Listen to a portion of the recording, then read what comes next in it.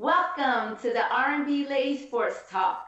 My name is Yolanda Bridges, and along with me is my friend, my sister, my partner, Pamela Ross.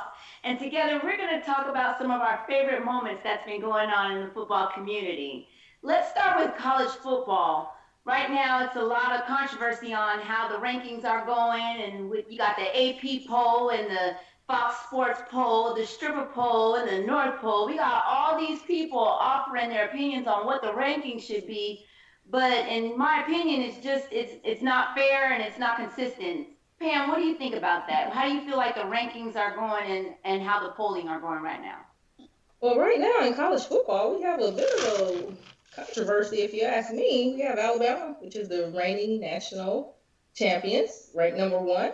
We have Florida State, that's bumped Clemson out of their number two rankings, that's holding number two down. We have Ohio State, Michigan, and Clemson bringing in top five. So let's go back and review. Clemson, who's played two non-ranked teams, struggled a bit, but they've got a win, has been bumped down from their number two rankings to number five. You have Ohio State that came in starting at number six, playing Bowling Green. Week number two played Tulsa, and somehow they've jumped up Clemson, and they're at number three. Florida State came in playing Ole Miss at number 11. Good powerhouse team. Florida State pulled off that win. They got Charleston Southern at second week, and now in week number three we have oh my goodness, we have Florida State coming in at number two and Louisville at number 10, which will definitely be a great matchup for this week. Florida State jumped Clemson from their number two spot, dropped them all the way down to number five, and Florida State jumped up to number two. Bit of a controversy to me because Clemson, again, playing two non-ranked teams, got the win, but they were somehow punished for getting a win, even though the teams were non-ranked. Michigan came in number 7 for the top of the season, played Hawaii. When was the last time Hawaii's been ranked? Week number 2 played UCF. Again, another non-ranked team, but they got a lot of style points on the board here. So they somehow again bumped Clemson, the number 2 team, down to number 5. They're now ranked at number 4. How's all this possible? Are you punishing teams now for playing non-ranked teams and getting a win and not putting up the style points? What do we think? What do you think? Wow, so I don't understand it. I don't understand who's coming up with the ranking. I don't understand whose opinion it is. What I would like to see happen is there be a playoff, a bigger playoff than what there already is. So right now, it's 4 teams coming to play the playoff towards the end of the season. Okay, so let's take away some of these smaller bowls like the Skittles Bowl and the Ranch Nacho Dorito Bowl, and let's have a bigger playoff. Why we can't give an opportunity for some of these smaller schools to get into the playoffs? Make it an eight-team playoff or a 12-team playoff. Now, what you're going to hear a lot of people say is that, oh, football's not like basketball. You need a week time to recover. Okay, well, if you take away some of these small bowl games that don't mean nothing, that ain't nobody's even heard of, then maybe we could have a little bit extra time to play, a larger playoff game. I agree with that. They do it in the NFL. Why can't the college incorporate that? Why can't we dismiss some of these smaller bowl games? Why do we have to have rankings, and why are these teams being bumped from their top rankings for winning in week number 2 when technically I feel the polls that they're presenting don't even really matter because the committee doesn't even start ranking teams until week 5 or 6?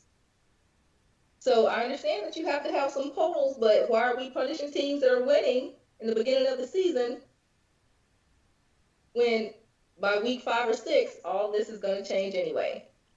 And it's so again, we do have some big games coming up this weekend. I'm going to pull out the Florida State and Louisville game. Florida State is currently ranked number 2, and Louisville is ranked number 10. They have 2 of the top offenses in the country right now, according to all of the sports nations out there. You got friend, yeah, at Florida State. And you have Louisville, you have Jackson. These offenses are putting up over 300 yards per game. Nobody's talking about the defenses. What are the defenses going to do? The defenses make or break a game. I think Florida State has a great defense, but I think Louisville's offense will pull the upset this weekend. What do you think? What are your thoughts? Well, all I hope to see is some very good football being played come Saturday afternoon.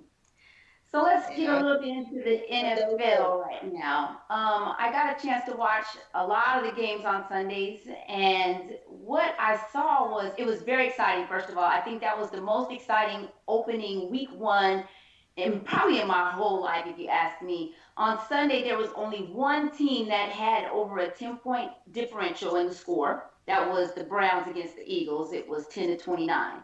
All the rest of the games that were played, and I believe it was 13 games, so 12 teams had less than a 10-point differential, which meant that was some good football being played.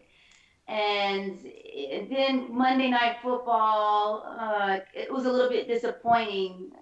You had the Rams couldn't even get a score on the board. They were the only team, as a matter of fact, out of all the games played between Sunday and Monday, who didn't score a point. So I Okay, hope to do let's talk about the game of the week. The game of the week was so. the Giants and the Oh, Dallas the game of the Cowboys. week was Again, supposedly fan favorite Tony Romo is out hurt. So you have Dak right. Prescott starting first NFL start. That's How'd correct. that sum up? Sum up that game for us. Well, I have to admit, I have never been well, okay. When I was younger, I was a Cowboys fan, but my teenage years and all of my adult life, I have never been a Cowboys fan. I can't stand the Cowboys, and that's just my personal opinion.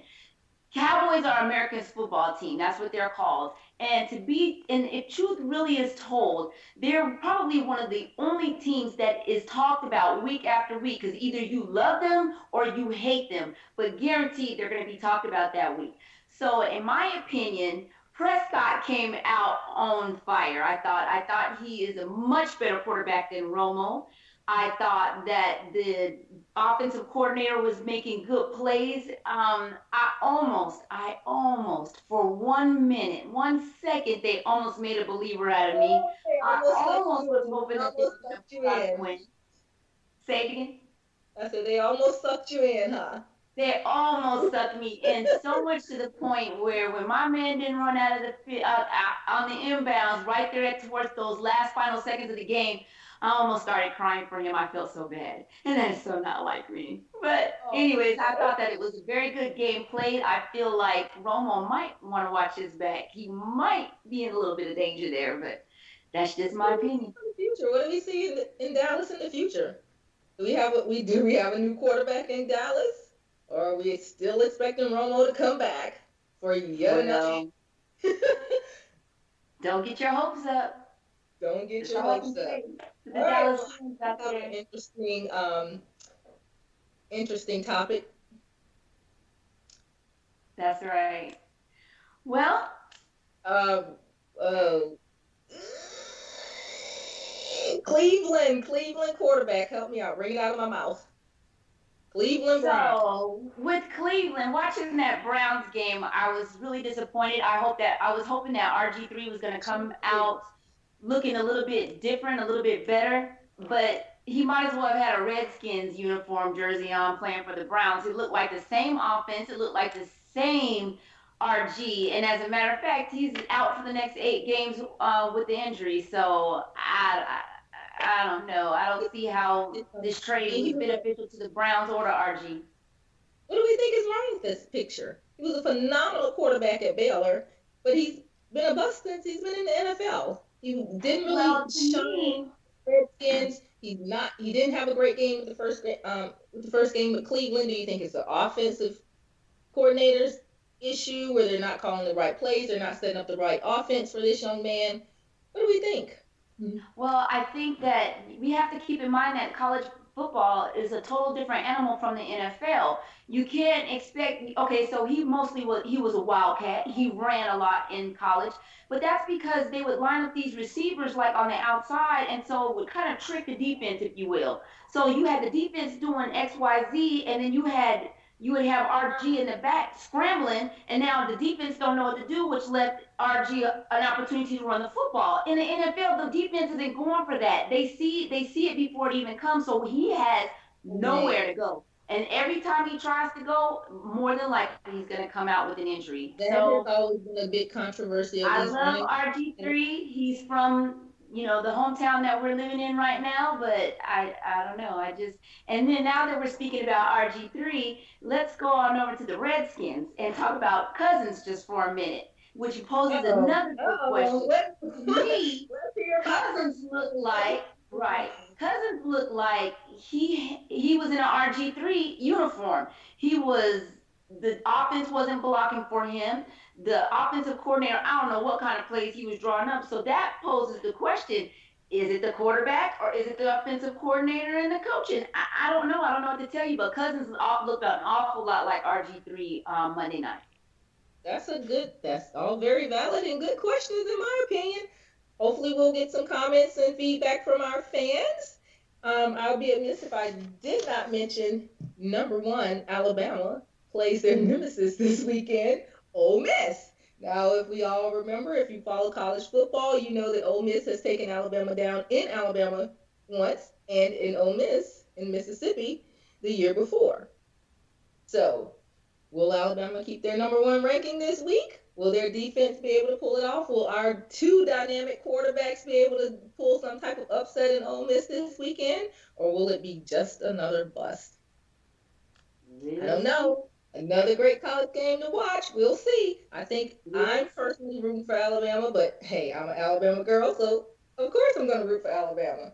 I think that their defense will stop their quarterback at Ole Miss from all the run plays, and I think that they'll shut down those wide receivers that we had issues with last year. We'll see. Defenses change every year. Perhaps that's why Clemson's ranked number 5 now and not number 2. Back to you. Well, there you have it, folks. We're just a couple of women with our own opinions on how we feel like it should be out here in the football land. Thanks for joining us, and we hope that you'll join us again for our next broadcast, the R&B Lady Sports Talk, where you don't have to be a man to be a fan. See you soon.